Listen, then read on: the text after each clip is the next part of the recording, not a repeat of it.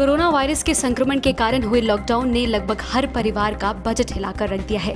हर कोई आर्थिक संकट से जूझ रहा है। भले ही लॉकडाउन को समाप्त कर देश में अनलॉक की प्रक्रिया शुरू हो गई है, बावजूद इसके स्कूल कॉलेजेस अभी भी बंद हैं। दूसरी ओर आर्थिक संकट से जूझ रहे परिवारों ने निजी स्कूल पर मनमानी फीस वसूलने के आरोप में स्कूल के बाहर प्रदर्शन किया। वाकया है दिल्ली के रोहिणी सेक्टर 24 का, जहां अभिभावकों ने स्कूल प्रशासन के खिलाफ मनमानी फीस वसूलने के आरोप में स्कूल के बाहर प्रदर्शन किया। इस दौरान अभिभावकों ने स्कूल प्रशासन के खिलाफ नारेबाजी करते हुए जबरन निराधार फीस वसूलने का आरोप लगाया। इस दौरान तमाम अभिभावकों ने पोस्टर और बैनर के माध्यम से स्कूल के खिलाफ अपना रोष प्रकट किया।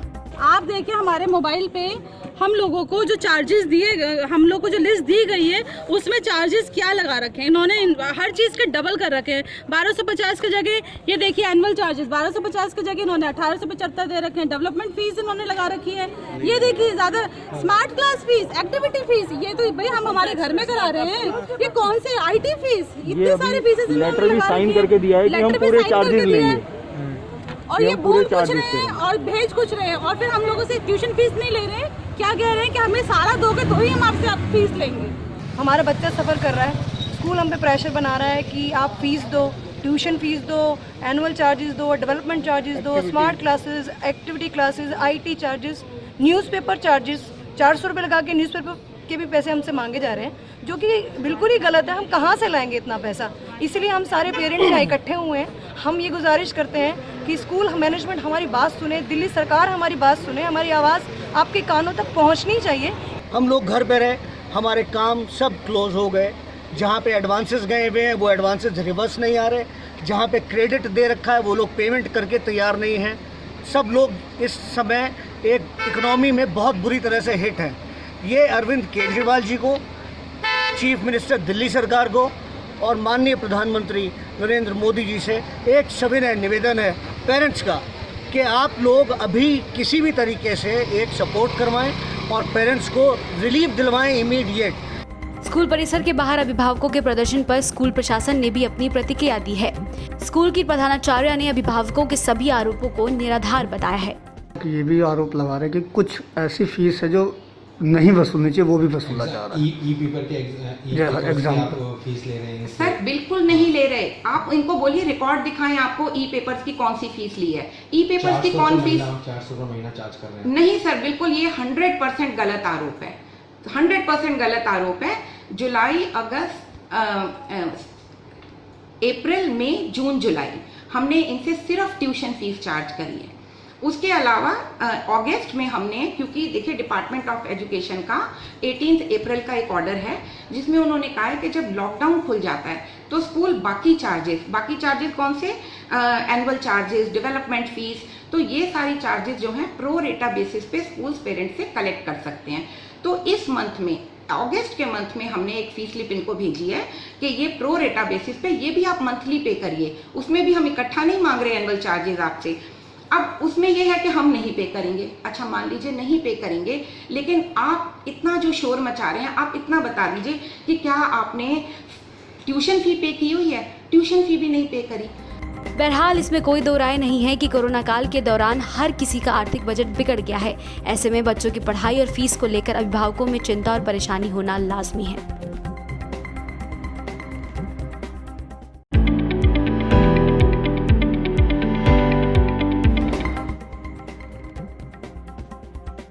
देश में कोरोना संक्रमण के आंकड़े रुकने का नाम ही नहीं ले रहे हैं, बल्कि रोजाना इसकी संख्या बढ़ती ही जा रही है। ऐसे में रविवार सुबह स्वास्थ्य विभाग द्वारा जारी किए गए आंकड़ों के मुताबिक बीते 24 घंटों में देश में कोरोना से 861 लोगों की मौत हो गई है और 64,399 लोग संक्रमित हुए हैं। वहीं 6,28,747 कोरोना वायरस के एक्टिव मामले हैं। वहीं पूरे देश में अब तक 14,80,885 लोगों को इलाज कर ठीक किया जा चुका है, जबकि अब तक कुल 43,379 लोगों की कोरोना संक्रमण के कारण मौत हो चुकी है। अगर राज्यों की बात करें तो महाराष्ट्र में एक्टिव मामलों की संख्या 1,47,355 पहुंच चुकी है।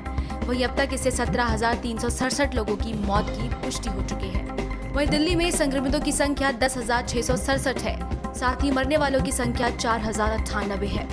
ये लगातार तीसरा दिन है जब 60,000 से ऊपर मामले सामने आए हैं।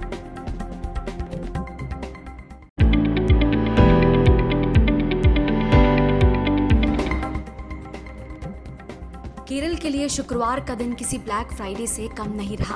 पहले इडुक्की जिले में भूस्खलन का दर्दनाक हादसा हुआ जिसने तबाही का मंजर दिखाया और शाम को कोझिकोड में विमान हादसे ने लोगों को दहला दिया। केरल में हुए विमान हादसे ने सभी देशवासियों को झकझोर कर रख दिया है। शनिवार दोपहर को आई जानकारी के हिसाब से हादसे में अब तक पायलट और को पायलट समेत 18 लोगों की जान चली गई, जिसके बाद पीएम मोदी, राष्ट्रपति समेत कई नेताओं ने इस हादसे पर दुख व्यक्त किया है।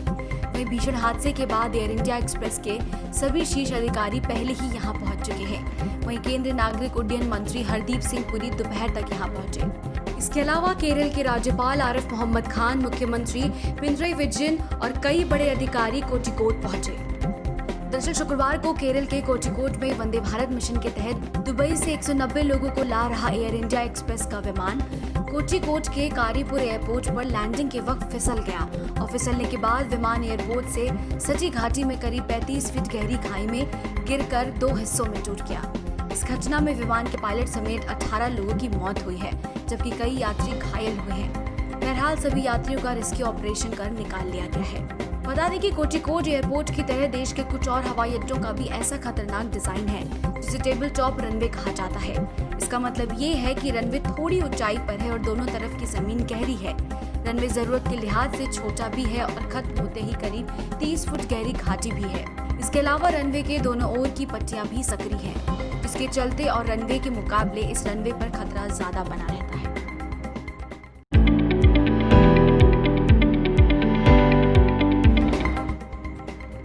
आंध्र प्रदेश के विजयवाड़ा में रविवार सुबह एक निजी होटल में चलाए जा रहे कोविड केयर सेंटर में आग लगने से 7 लोगों की मौत हो गई है।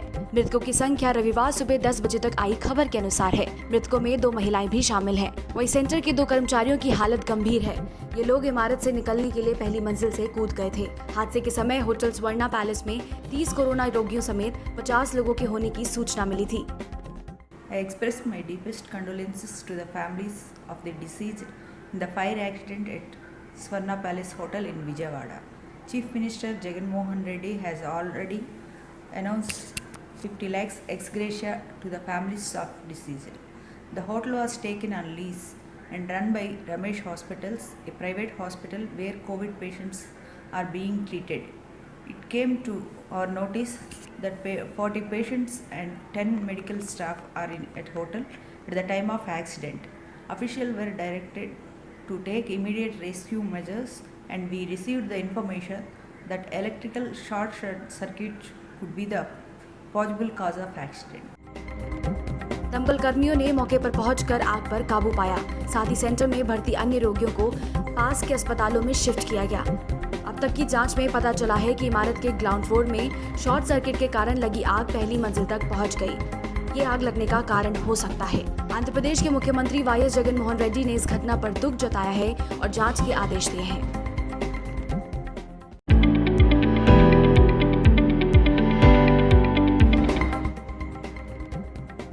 सुशांत सिंह राजपूत को गुजरे करीबन 2 महीने होने वाले हैं, लेकिन एक्टर की मौत को लेकर अभी तक असमंजस की स्थिति बनी हुई है।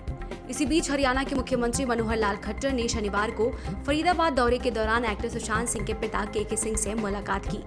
मुख्यमंत्री मनोहर लाल खट्टर सुशांत के जीजा और Faridabad police commissioner OP Singh के घर पहुंचे और वहां पर सुशांत के पिता से मुलाकात की। इस मौके पर सुशांत के पिता को सांत्वना देते हुए सीएम खट्टर ने आश्वस्त किया कि पूरा मामला सीबीआई को ट्रांसफर होने के बाद अब उन्हें न्याय अवश्य मिलेगा। दरअसल बिहार के सीएम नीतीश कुमार समेत कई नेता सुशांत के पिता से बातचीत कर चुके हैं और साथ ही उन्हें न्याय दिलाने का भरोसा दे चुके हैं।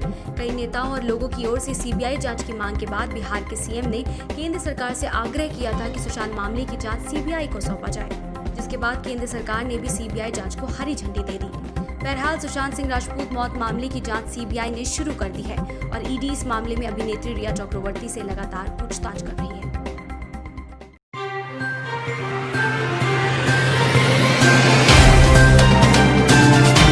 Subscribe now and press the bell icon.